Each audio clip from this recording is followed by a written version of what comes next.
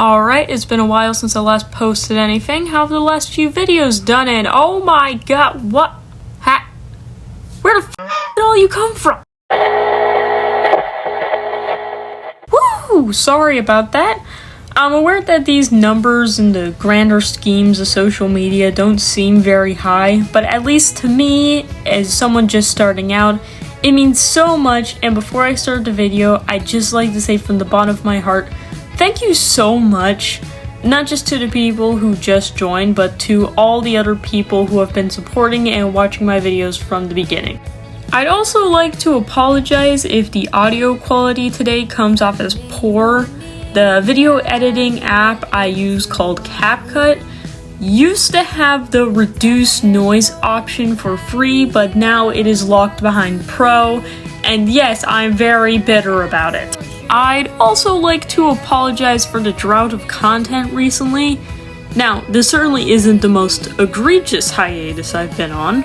I'm probably gonna take a week-long hiatus just so I can pull myself back together. Week-long hiatus.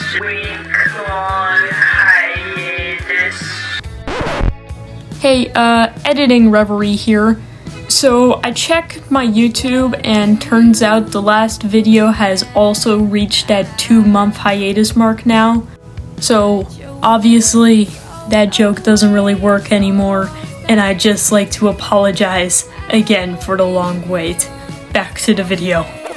It's still far larger than I expected, and I really should stop promising deadlines to you guys when I am clearly failing. My original plan was just to take a week off to recover from the art festival, make a small video on TikTok to get people interested, and then start posting on YouTube again. Making small skits of my characters to get people invested while I actually, write the story in the background. Obviously, that only half happened. There was not any new YouTube videos after Meet the Outcast, I still haven't made any skits, and I've barely had the time to fit in any actual writing. Clearly, everything still needs to cook in the oven for a bit. So, in order to make up for the lack of content and to catch all the new viewers up with the gist of the Outcast, I'm going to spend this video telling you about my ideas for the story, as well as introduce 3 other works of Reverie I have planned that will be new to all of you. Now, before I even talk about any of them, I need to let you know right now that when I say in the works, it is early in them. Most of these stories are still in what I would call the pitch phase, and don't even have that much art to them yet. Even the most developed of these 4 ideas, the Outcast, is still in the outline phase of its latest draft, so please don't expect anything too soon, especially with my track record on deadlines so far. But enough talk on the past. Let's talk about the future faces of Reverie.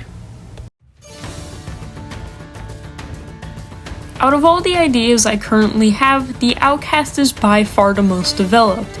The idea is for a 3D pirate-themed platformer where you follow a pair of adoptive siblings. They join a pirate crew called the Outcast, helping and discovering the world around them about as much as they do themselves. The mechanical genius Dara, who struggles with masking and trying to unlearn her unhealthy behaviors, and the amnesiac half-bat, half-eldritch Sparky, still struggling to learn how to be his own person.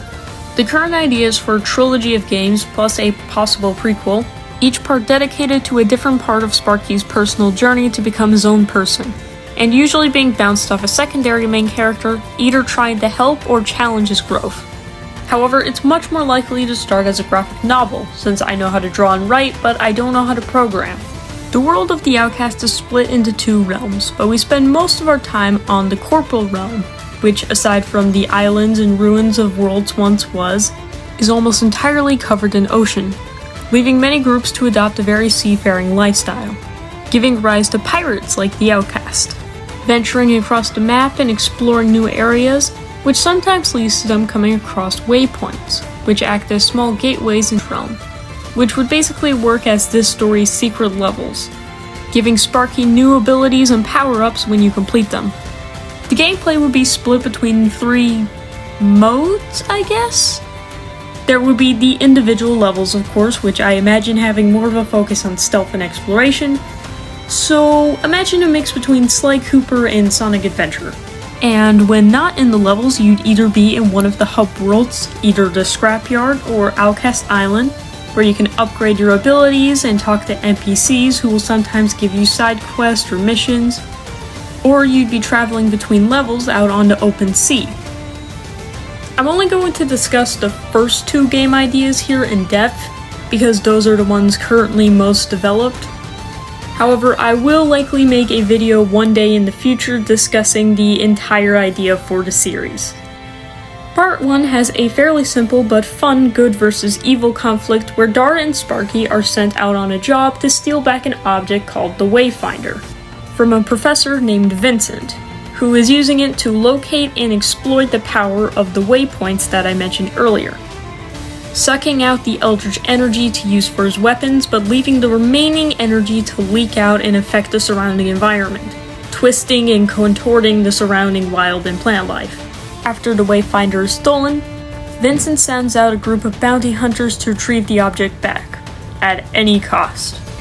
Luckily, while outrunning the group, Sparky and Dara come across the Outcast, who welcome their fellow outsiders with open arms as they explore the world together to stop Vincent from completing his new secret weapon.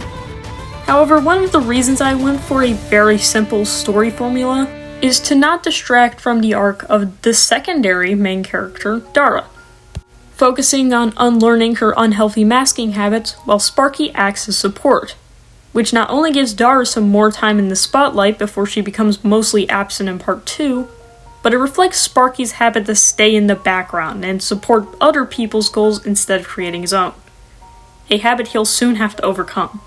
Which leads us to part 2. When Outcast Island gets attacked by a new hostile group after the events of the last game, Dara goes missing in a raid, leaving Sparky alone to desperately search for her without the direction of his best friend / sister for the first time in his life, forcing him into the forefront of the story, and makes it so if he wants to find Dara, then he needs to start learning how to make his own decisions in life instead of just relying on other people's direction. Sailing across the world to go find her, help rebuild the island after the raid, rescue the other lost pirates that were captured, and even teaming up with one of the bounty hunters from the last game, Azar Hotshot Pyre, who agrees to help him find a sister for a price, and acts almost as a mentor to Sparky, albeit a very unreliable and mischievous one. If you want to know more about the characters and their backstories, I'd recommend watching my last video where I talk more about the cast and their specific arcs and stories. With the exception of Vincent and some other characters I haven't really talked about yet, which I also plan on making a video of in the future to explore them and more things about Sparky and Dara I didn't really get to mention in that first one. However, with the Outcast out of the way, let's move on to the next project. So unlike the Outcast, the next 3 projects are designed to be standalone instead of interconnected stories, and I think Fossil Frontiers might just be the goofiest out of all of them.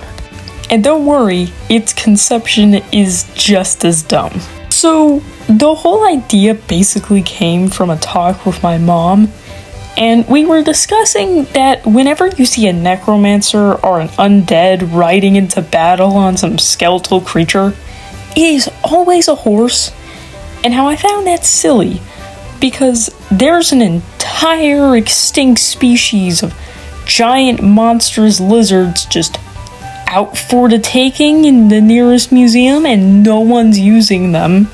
So obviously I did what every artist would do when they finally realized they can draw anything, and I did.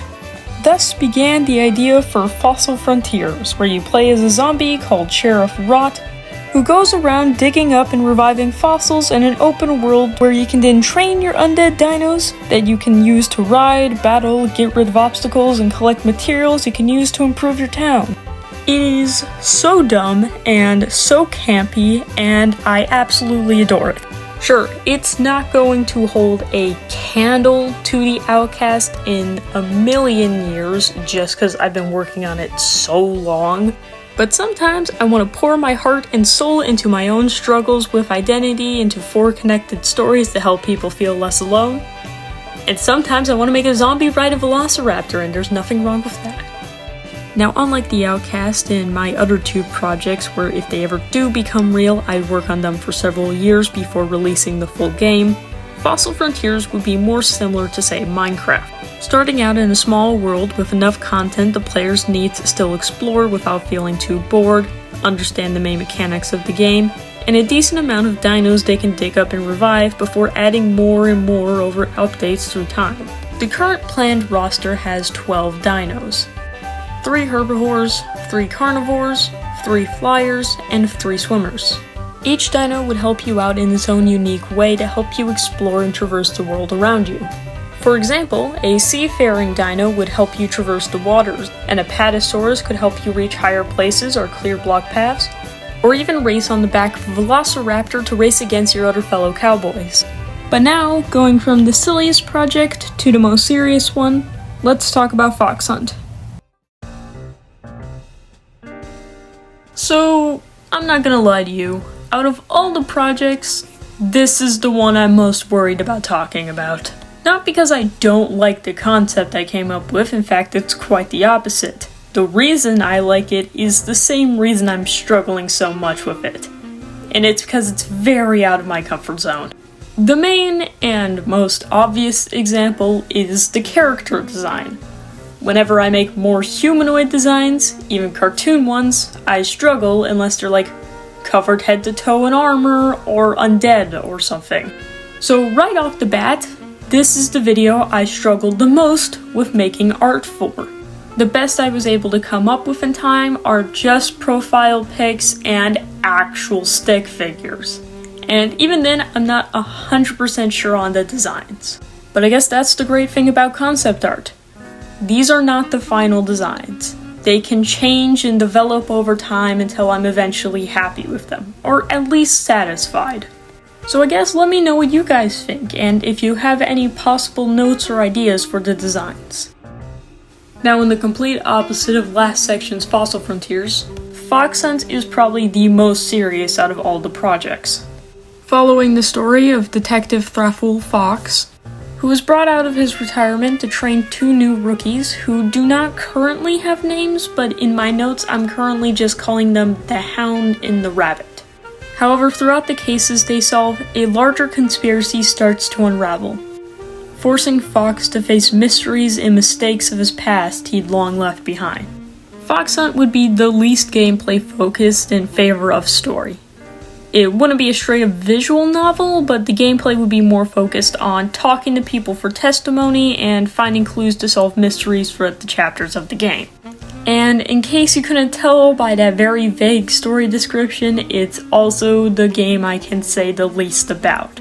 Part because of what I said earlier about all these projects being in early concept stages, and also because it's a mystery story and anything else could possibly ruin the mystery.